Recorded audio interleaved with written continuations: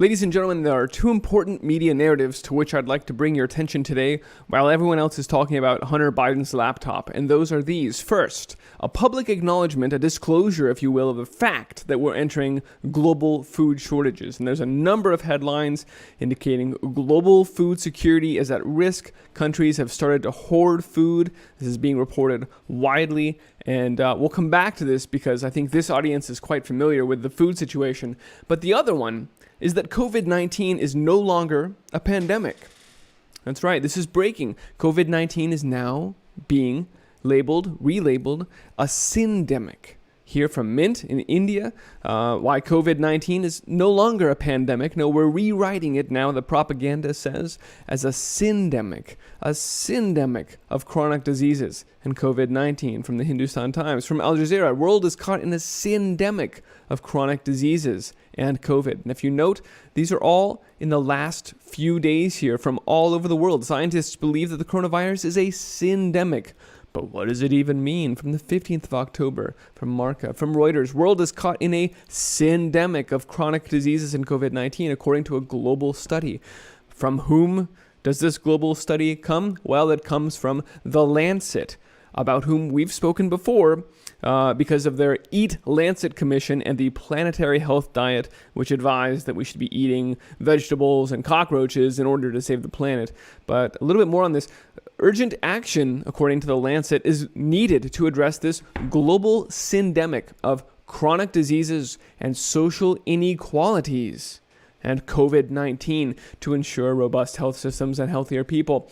World is caught in a syndemic of chronic diseases and COVID-19, according to Yahoo. Let's read a little bit about what the heck they're actually saying in these clearly propaganda pieces, because you can see that the talking points have gone out. The Eat Lancet new report on the syndemic involving COVID-19 and diets and climate change and obesity has been pushed out, and you see around the world different media, different demographics targeted. They're all parroting the talking points in the CIA Mockingbird media about a syndemic. What is it? Let's read from them first, and then we'll talk about it in a nutshell. The emergence and overlap of the coronavirus pandemic with a continued global rise in chronic conditions such as obesity and diabetes. Note that both of these are directly related to one's diet. With added environmental risks such as air pollution, the appeal to climate change, right, have exacerbated the coronavirus death toll. In fact, quote, COVID-19 is an acute on chronic health emergency. We have some chronic, lingering, festering situations that we really need to solve anyway. Everything about the world we don't like. We want a new world order. But now we've got this acute situation, COVID-19, which is really, we're going to use it as the trigger for our great reset, the great transformation of society that we've been building up to for some time now. And the syndemic is a term that we're introducing that allows us to just glob it all together. The entire New World Order agenda of globalism and centralization of control and total surveillance all ties together in this one agenda now. And because we're calling it a syndemic, it means we can just link whatever we want to it. This no longer has anything to do with health. This no longer has anything to do with the virus, and it certainly won't end if there's some theoretical vaccine in the near future. This is a great reset, is an all-encompassing transformation of society, and now it's made clear through the use of this term, syndemic. The syndemic nature, quote, of the threat we face demands that we not only treat the afflictions, but we urgently address the underlying social inequalities that have shaped them. The Lancet has been talking about the global syndemic. This is from January of 2019, a year before the COVID outbreak. The global syndemic of obesity, undernutrition, and climate change. The Lancet has long been working to make the case that food was part of the agenda that needed to be controlled here. In fact, when you look at their introduction to the Eat Lancet Commission's summary report, right there they tell you, quote, food is the single strongest lever to optimize human health on the one hand and environmental sustainability on the other. And now, lo and behold, why is this such an insightful statement? Because the two crises in 2020 that we have facing humanity, global problems require global solutions, right? We know all the Klaus Schwab terminology, is a combination, a conflation now, a syndemic of climate change and then an outbreak, environmental sustainability and human health. And they're telling you the one single strongest lever we have to pull to solve these two crises is what you eat. And we're going to take control of that now too. We have to save the earth. Looking more deeply into what the Eat Lancet Commission calls the Great Food Transformation. This predates COVID-19 altogether. And I actually appreciate that they call it transformation instead of reset, because it tells you it's not a reset. It's not going back to traditional methods or to the way things were before. No. This is the new normal. This is a transformation, a changing of shape of everything you know about food, much like the Rockefeller Foundation called it. A fundamental transformation of the food supply.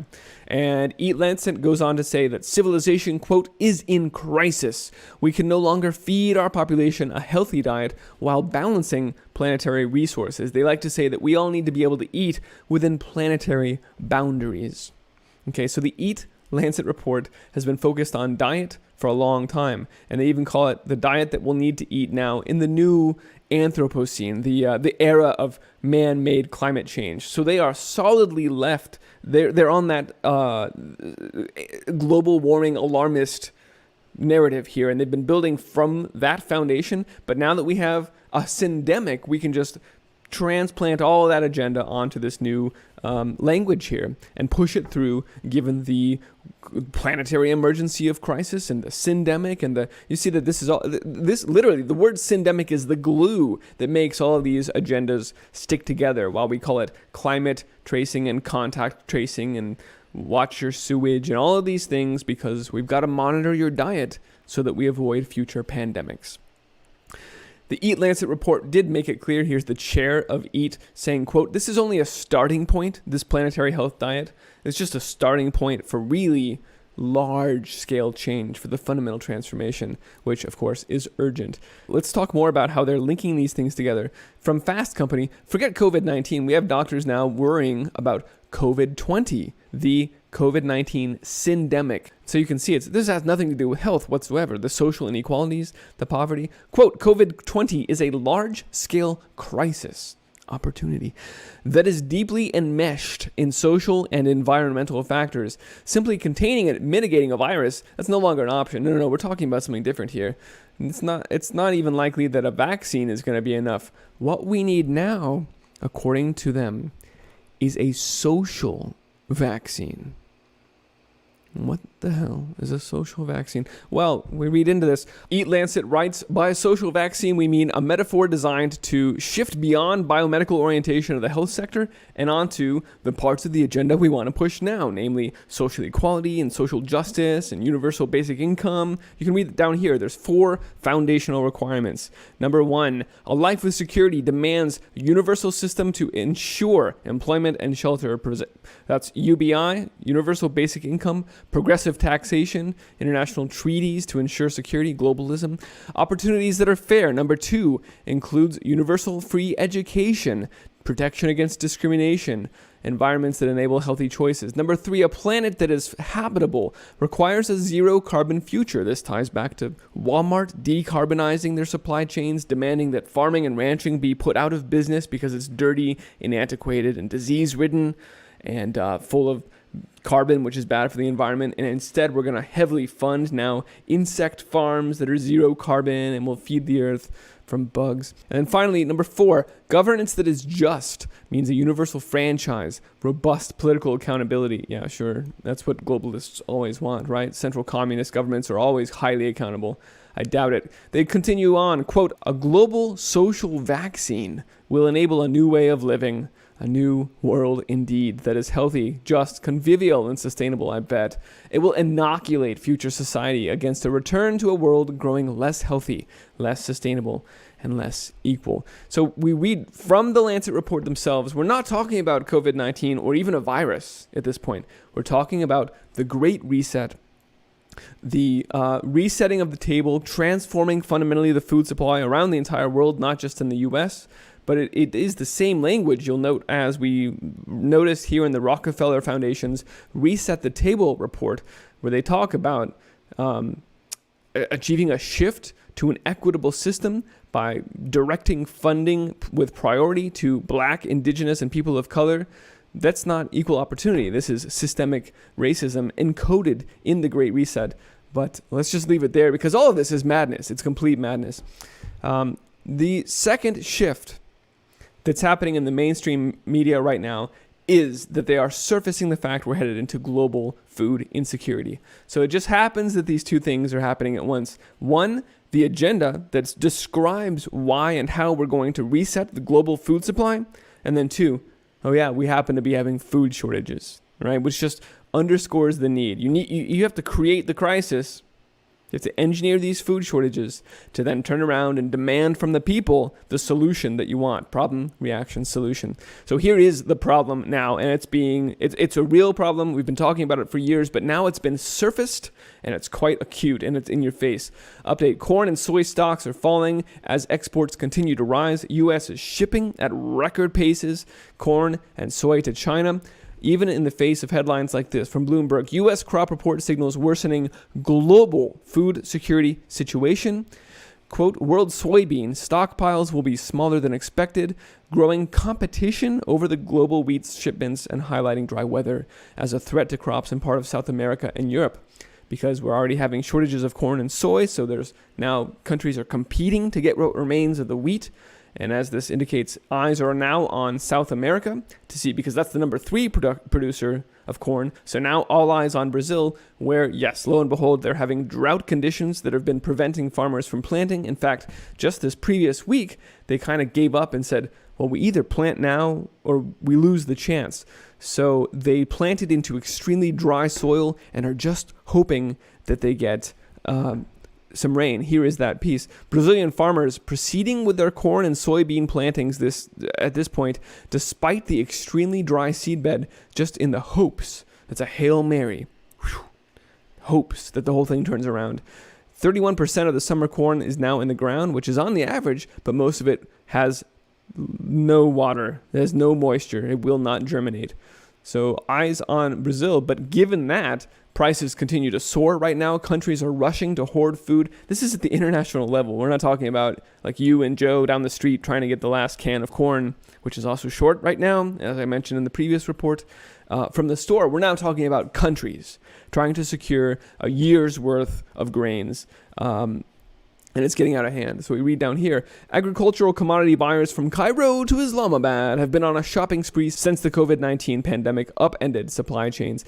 Jordan has built up a record wheat reserve. Egypt, the top buyer, has now tapped international markets even during its harvest and purchased more than 50% of normal purchases since April. Hand over fist, give me all the food you can right now. Everyone, except for the U.S., who's selling it off at record levels, is trying to make sure that they'll be able to feed their people. Taiwan boosting strategic food stockpiles. China buying like crazy. This all underscores how nations are trying to protect themselves on concerns that the coronavirus, at which we just point and blame everything, will disrupt port operations and wreak havoc on global trade. The pandemic has already upset domestic farm-to-fork supply chains, and now it's getting worse. COVID-19 has forced consumers to shift from just-in-time inventory management to just-in-case inventory management, and that means buy everything you can. The result is consumers are holding more inventory as a precaution against future supply disruptions, which would seem to be wise given the way that the world players are handling the situation, stockpiling food themselves, right? If they're doing it, you better believe so should we. Now, ladies and gentlemen, Brazil just dropped all tariffs on corn and soy meal purchases in an effort to keep their own food prices down. Quote, Brazil will suspend tariffs on corn and soy imports from countries outside the trade bloc until early next year to help reduce food prices. Don't even worry about the taxes. Just give us the food. When you hear governments say, forget the tax revenue, you know the situation has gotten to a bad crescendo here. And that's where we are now. We're at a world food crisis. Just as the script that was written by the billionaires, Soros and John Podesta at the food chain reaction game, there'll be a world food crisis after a pandemic. The actions of nationalists trying to purchase food for their own country will exacerbate it. This is the script. Welcome to it. You're in it. We're going to have food shortages next. They're going to use that to institute a carbon tax and even more control and global governance. This is all straight from the food chain reaction game simulation. I hope we've done a good job scratching the surface at this syndemic narrative that has entered the mainstream lexicon this week.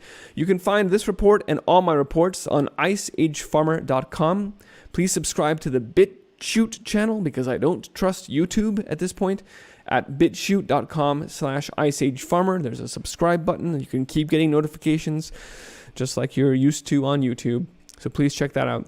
And if you value this broadcast and the information that I'm bringing, please support it. You can find a few ways of doing that at iceagefarmer.com/support. And I very genuinely appreciate your help in keeping things running. It's also a vote of confidence and just lets me know that this is a worthwhile effort. So thanks for letting me know that you believe that as well. All right, folks, thanks for watching this. Let's go grow abundant amounts of food, spread the word about this fundamental transformation of society and the end of civilization as they're describing it, that they have planned for us, or else we will walk headfirst into this agenda. Instead, we must be creating new systems, the ones we want our children to be growing up with, regenerative practices, local communities feeding each other and securing ourselves and our futures. That's what we need to be building right now. Join me in doing that. Thanks for watching. Be well.